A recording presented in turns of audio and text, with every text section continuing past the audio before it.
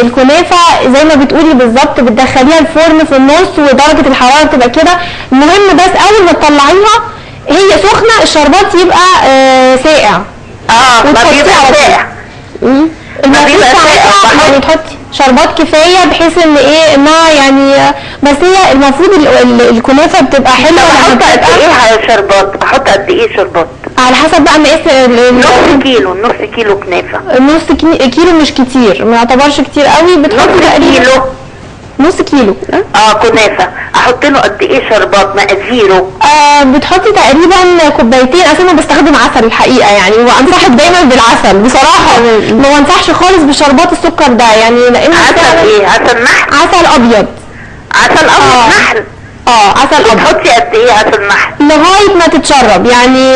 بتحطي بالظبط زي ما بتاخد بالظبط. بتشربه طبعا. العسل بتبقى بالظبط زي ما تبقى سخنه بتشرب العسل اللي بيتحط عليها او اي كان. وبتشربه وما بتبقاش ناشفه؟ لا المفروض مش بتنشف خالص. شكرا ليك يا ام مريم، ان شاء الله كل عيونك تبقى اعياد انت وعيلتك وكل الناس اللي بتحبيهم. سألي احنا هنعمل ايه دلوقتي؟ احنا هنعمل دلوقتي الصنف الثالث اللي عايزه اعمله برده سريع. ده برده بيبقى شكله حلو وكله قيمه غذائيه جامده جدا. ان انا ببتدي اعمل جبنه. ايوه. بجيب جبنه ايه بقى؟ بجيب يا اما جبنه لبنه حمضها قليل اللي بنستخدمها دايما في التشيز كيك والحلويات ما يكونش فيها حمض، وابتدي استخدمها باني احط فيها بقى كل اللي انا عايزاه. مثلا زيتون ابقى ضرباه، او بحط معاه جبنه ريكفور، او احط مع بهرسه فيها لان الريكفور طعمه قوي جدا بس الدسم بتاعه عالي. او مثلا بجيب العين الجمل وبضربه فيها. دي يعني في رحلتي اللي فاتت في المانيا يعني شفت وصفات حلوه جدا فحبيت ان انا اعرفكم بيها. كنت في مطعم كده، هو في المانيا بس كنت في مطعم ايراني وكانوا بيقدموا كانوا مقدمين طبق فيه هو الجبن ديت الواحد يخلطها بحاجات كتيره جدا. زي ما قلنا ده فلفل احمر بيبقى حلو قوي، تونه بيبقى حلو جدا. وهي النكهه بتاعتها ضعيفه فايا كانت النكهه بتاخد بقى عليها الحاجه بالظبط كده. الحلو جدا برضو السلمون المدخن ومعاه شويه بصل، يعني بيبقى طعمه جميل جدا مع اللبنه اللي هي غير حمضيه.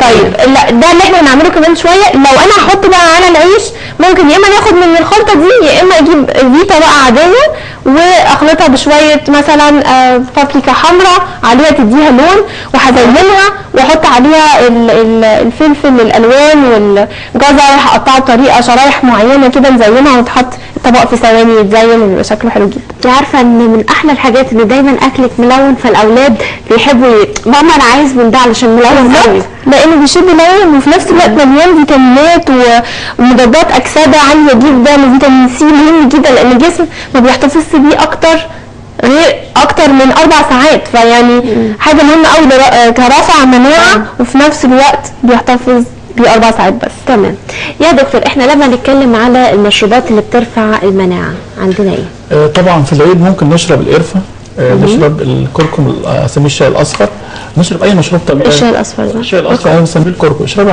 شاي اصفر الكركم، هاتي غلي الميه وحط عليه كركم واشربيه يبقى شاي.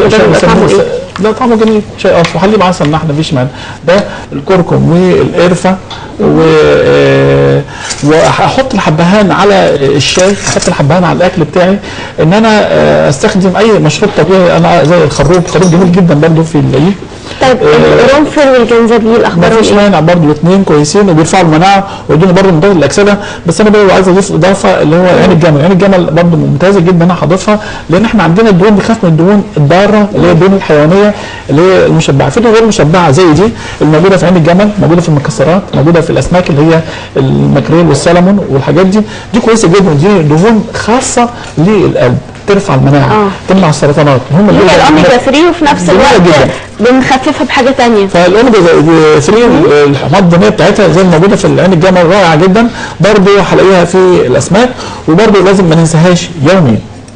تمام. طيب احنا معانا تليفون مدام رجاء، اهلا بيكي. الو صباح الخير. صباح الورد، كل سنه وانت طيبه. كل سنه والدكتور طيب. ربنا يخليكي، اتفضلي. لو سمحت يا دكتور، انا بشتكي على طول وانا وزني مثالي جدا، يعني وزني 65 كيلو وانا على طول عندي كوليسترول عالي ودهون عاليه وحارمه نفسي من كل الاكل، ومع ذلك كل ما اعمل تحليل بيطلع باخد الاوميجا 3 وباخد الليباتيل، وبرده التحليل عالي والدهون الثلاثيه عاليه اللي هي الترايجليسيرايد. هتاخدي زيت الزيتون نمره 1، الزيت أيوة. الحار مثلا خليه 3 مرات في اليوم، معلقه من كل واحد، او مثلا الحاجه الثانيه في زيت الليفت دوري عليه، زيت الليفت ده. في برضه الحاجه الثانيه هتكتري من الالياف في حياتك. انت وزنك كام؟ 65 كيلو. طيب هتكتري من الالياف. الالياف موجوده فين؟ في 5 حاجات. موجوده في الرده، ايوه يبقى لازم تاكل العيش الاسمر او البني، لازم تاخدي اللي موجوده في قشور البقول، يبقى لازم هتاكلي الترمس في العيد، ده مهم جدا، هيديك الياف غنيه جدا، بترفع المناعه، بتمنع السرطانات، بتفرمل الوزن وتنزل الدهون الضاره وتعلي المفيده. وهتاخدي برده مش هتنسي الفول والبسله، اي حاجه فيها قشر. البطاطس هتاخديها بقشرها، الجزر هتعمليه بقشره، الخيار بقشره، الفاكهه بقشرها. المجموعه دي كلها لو خدتيها الالياف اللي فيها وتكتري وما تخافيش، ده ان شاء الله هينزل لك الدهون دي ان شاء الله. اكل كحك يا دكتور؟ يعني اكل كحك زي الناس؟ انا نفسي لا كحك ايه بس؟ ما قلت شوفي بقى. حضرتك هتسالي على حاجه تانية؟ لا على الدهون بس.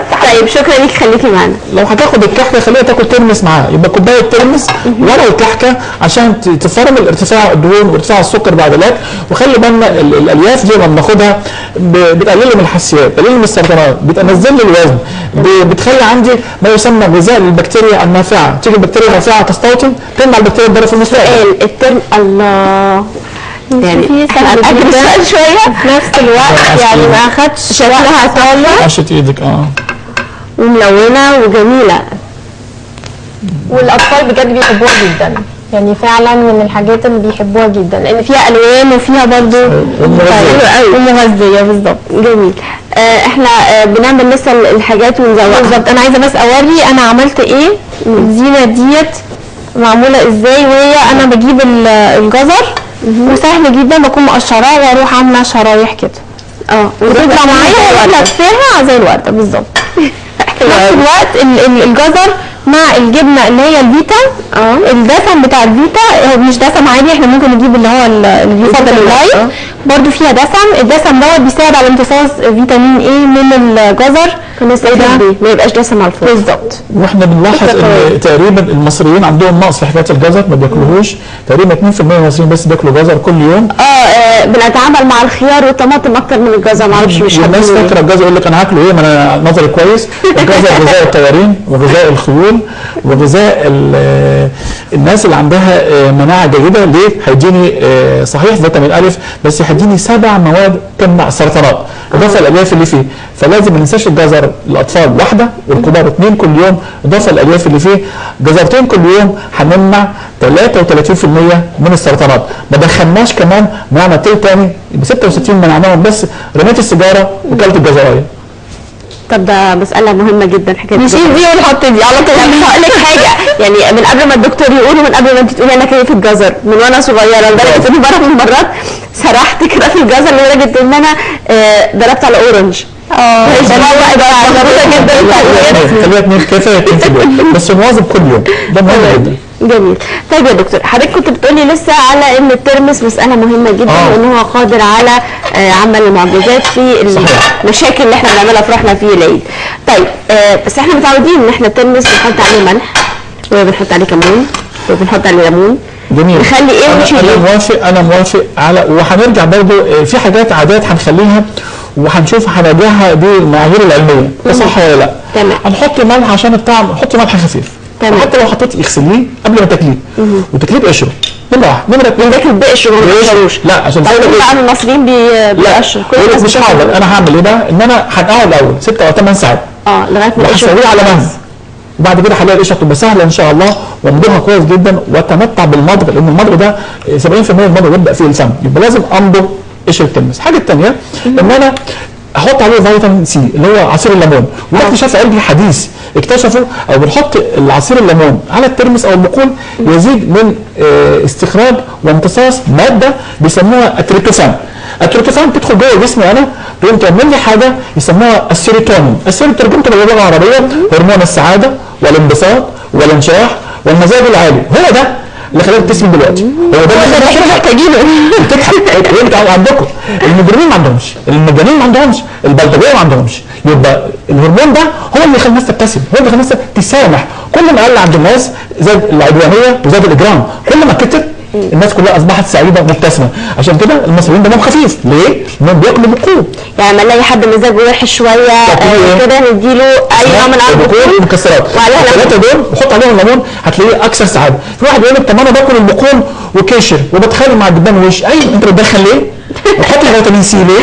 يبقى الحاجات دي لو احنا حطينا فيتامين سي واكلنا فلفل جنبه او عصير جوافه جنبه وما دخلناش، هنستفيد من سر السعاده الموجوده في البقول والمكسرات وبرضه الاسماك. معنى كده ان التدخين من ضمن خيراته علينا ان هو بيمنعنا من افراز هرمونات السعاده. طبعا. تمام. طيب انا شايفه